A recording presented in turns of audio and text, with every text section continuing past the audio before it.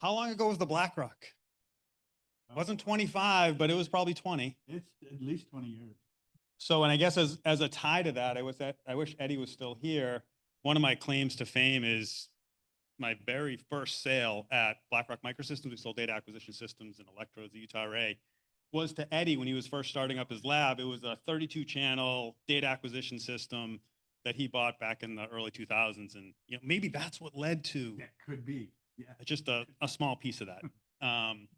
Well, it's great to be back. I'm here with NeurologicSolutions. I've learned my lessons over the past from dealing with hardware and software and disposables and all that kind of stuff. So now I just do software, just like the previous speaker. And it's a much easier problem to solve. It's a much less expensive kind of ordeal to get into. And I'm really happy to be part of this. And so what we're working on now has to do with epilepsy and epilepsy diagnostics. And I've showed this before, the story of Florence Griffith Joyner and her ordeals in the 90s with having an episode, going to the hospital, and the doctor saying, well, we're not really sure what's going on here, may or may not be, but go home and let's see what happens if you have any other events. And then 2 years later, suffered an additional seizure, and due to complications from that, passed away. That and other events like this caused a shift in the field to then, when people have events, to start to overtreat, and which led to a much higher rate of misdiagnosis and a lot more false negatives now. And so this is where we are today, which wouldn't be news to any of you in the epilepsy field. Annually across the globe, over 5 million new people with events every year. A huge misdiagnosis rate. So we say 30%, and depending on how you define it, I actually think it's a lot more than that, with a very big burden on society. So one of the big things that we deal with and see every day with epilepsy is once you get that diagnosis or once you're treated for epilepsy, you can no longer drive. So what does that mean for you and your family and your work? And yet you may not have another seizure for another 6 months, 12 months, and what's going on? And how can we change that paradigm to really go after getting these answers accurately and early? What are some of the factors that lead to this? And this is the big one, and this is where you'll see why it's so important, the technology that we're developing. This is one of the first things that happens to you when you have a symptom or an episode, is you're going to go to the doctor and they're going to give you a routine EEG. We've talked a lot about EEG for different applications here, but this is something happened, let's see what's going on, and we're going to give you a 20-minute routine EEG, scalp EEG, traditional 10-20 montage. And what's the result of that? Everyone say it's going to be normal. We can't pick anything up from that. And why can't we pick anything up from that? Because you're not actually having a seizure. That epileptiform discharge is not present. So then it's like, well, what do we do? And that's where we start going down this path of many years with misdiagnosis and potentially mistreatment. So what does that workflow look like? Oops, there's a delay. Like I said, you're going to have that event, you're going to have a normal EEG, and then you're going to go through all kinds of interventions. You're going to get put on all kinds of different medications. Sometimes they'll work, sometimes they won't. Sometimes we won't know for long periods of time. You'll eventually potentially get to invasive testing. Go into the EMU, have electrodes be monitored for 24, 48, 72 hours, get implanted electrodes, potentially go to surgery, potentially have resection, ablation, RNS systems, whatever that might be. That process takes years. If you know anyone that's ever suffered from epilepsy or gone through this, that's the unfortunate piece of this. So what is that big need that we see in this market? We have to have a more accurate, reliable diagnosis of epilepsy in a much shorter time. Give people accurate answers sooner so that they can get appropriate treatment. So what is that going to look like for us? Well, that's where we've developed EpiScalp, which is now going to take that very same normal EEG, and I'm really interested in all this other technology that's collecting EEGs in different ways, because just like the previous speaker, we are hardware agnostic. I don't care how you do it or what you're using, collect an EEG and we can overlay our software EpiScalp on top of that. We're not looking for signatures, we're not looking for pattern matching, we're not looking for seizures, which is sort of what the standard of care is today. We have a different outlook on what epilepsy is. We believe a patient with epilepsy always has epilepsy. And your brain would always show we have epilepsy. We know there's no biomarker for epilepsy today. What does that mean? What do we think it means? Well, your brain's always going to fight against any disease, any foreign body, right? Your body does that naturally. We believe the brain's doing that as well. And so your brain might be trying to seize and your body's fighting back. And we talk about it as a seizure suppression network and what's going on to prevent you from actually having a seizure. We've been able to identify features in this normal EEG that will help us understand where this network is coming from, what's pulling and pushing on what to prevent these seizures from happening. And we believe that's helping us to uncover and diagnose this is an epileptic brain and this is a normal brain, no matter when we take the EEG. And that's the real important piece of saying we can get it early, we can get it accurate, and we can get you to proper diagnosis. And really reduce that human error piece of it. So, what have we done to validate this, and how have we proven this? And I've shown this in the past. This was a retrospective study, almost 200 patients, all of which were diagnosed with epilepsy initially at that first EEG. If you look at that graph on the right, is the laser pointer the middle? Yeah. All of these patients diagnosed with epilepsy. 3 to 5 years later, whenever they got their final diagnosis or their real clinical certainty, almost half of them were non-epilepsy.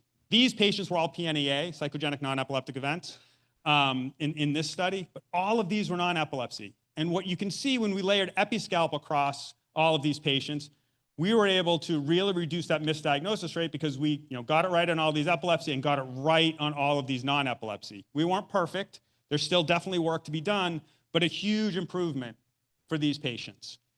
So that was great. And what are we going to do now? So we just got funded for through an SBIR phase 2 grant to do a prospective research study. It's going to end up being close to 1,500 patients at 3 centers on the East Coast. This technology was developed at Johns Hopkins in Baltimore. It's going to be at Johns Hopkins, University of Maryland, Thomas Jefferson. It's going on right now. It started about a year ago. It's now actually over 800 patients that have been quote unquote enrolled. And what is our endpoint? Our endpoint is now trying to compare what was that initial EEG, what did it look like? What was that initial clinical diagnosis? And remember, we said it takes 3 to 5 years to get a final diagnosis. What is happening? Well, that diagnosis changes over time. And how does it change? How much does it change? And how accurate were we from the very beginning? So I'm going to give you an update on the study. This isn't published yet. We certainly will at the end of it. But just to give you a glimpse of where we are and what we're doing. And we're using these color codes. So the black is going to be Episcalp, our product. It agreed with the initial diagnosis, and there hasn't been a change. And remember, we're still at the very beginning of this. This is just really after 6-month follow-up. What do we need to see? Well, we need to see some changes. We need to see places where Episcalp got it right and the clinician got it wrong over time, and that's going to help prove the value of what we can deliver to these patients. And so we've already started to see it. That's these green dots. So these green dots are where the clinician initially had said this was epilepsy, and now it's changed to non-epilepsy, and we had it right from the beginning. And the same thing with this green dot here. What you'll notice is there's still red dots. What does that mean? It means we disagree with the clinician. What do I think is going to happen when I show you this graph next year? The red dots are going to move to green dots and going to be put in the right space, and then we'll say, yes, beautiful, what you have, the data is right. Let's validate this data, and let's prove that we can do what we say we can do. That's what the hope of this is going to be. We're only 6 months in. We're going to be collecting data every 6 months, 12, 18, 24-month follow-ups, and then certainly publish this data. What are the benefits? And we've talked about this. One of the things for the hospitals, and so thinking towards, how are we going to get paid, whether it's reimbursement or the, health economic value to a hospital, we're going to get patients more accurately diagnosed sooner and get them to the right treatment. Well, one of those treatments is surgery, whether it's resection, ablation, or an RNS. And oh, by the way, those surgeries at the hospitals are incredibly profitable.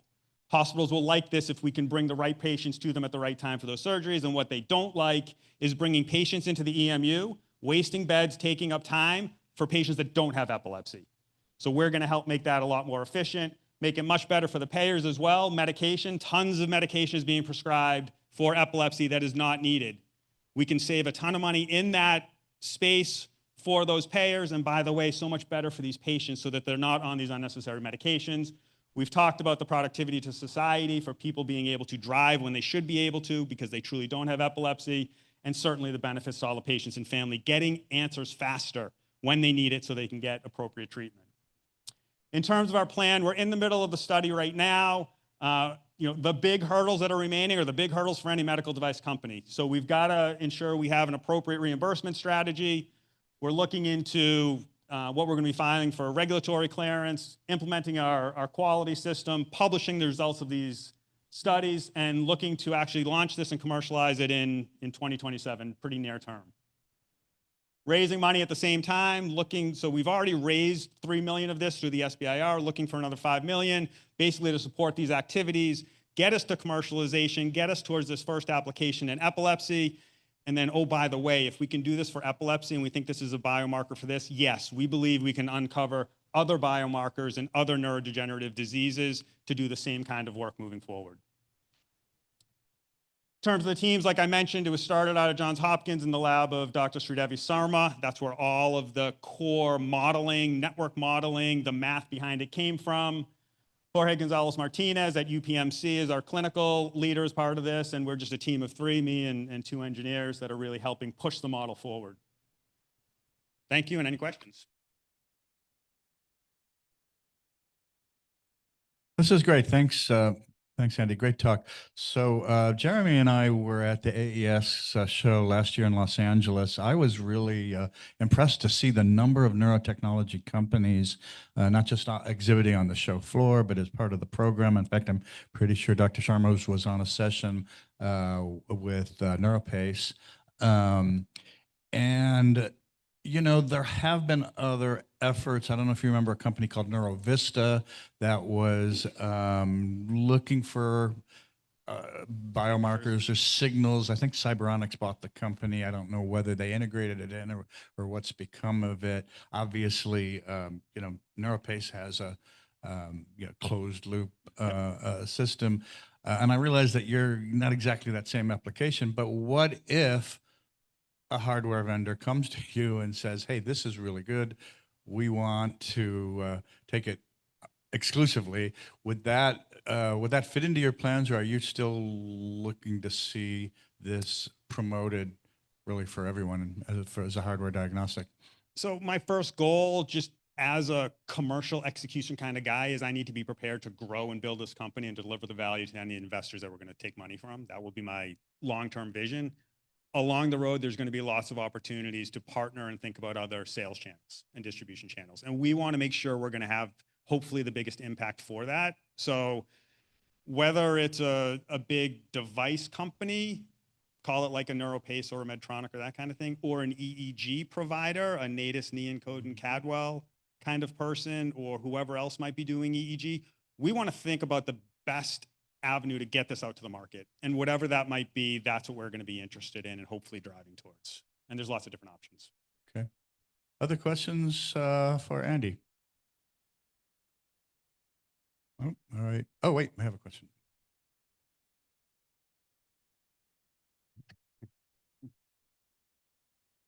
Thank you. Amazing work. Really impressive. I just had a quick question about epilepsy medication, whether that influences the signals that you're seeing in detectability. Thanks. It's a great question. It's something we're actively looking at this data for at least a couple different reasons. One is, so the basic question, which is what you're getting at. So if we say an epileptic brain is always epileptic, what's the medication doing? And if that's turning it into a non-epileptic brain, what are we getting from it? Are we able to still diagnose? As we know, medication impacts people in all different ways. So we're getting different answers right now and trying to go through that data to figure out exactly what it means and what the impact of medication is going to be to our algorithm. What we then want to do is take it another step further. And we believe our algorithms and this kind of analysis can help us and drug companies titrate for the best medication. So turn it into saying, not only do you have epilepsy, this would be down the road, but to say this is the best treatment for you, this medication or that medication in this kind of a dosage, or you do have epilepsy and this medication won't work for you. So there's a lot more work that we can do with it that we're really looking forward to doing, but we're going to start with that sort of base of, can we separate epilepsy from healthy and understand the effects? All right. Well, thank you very much, Andy.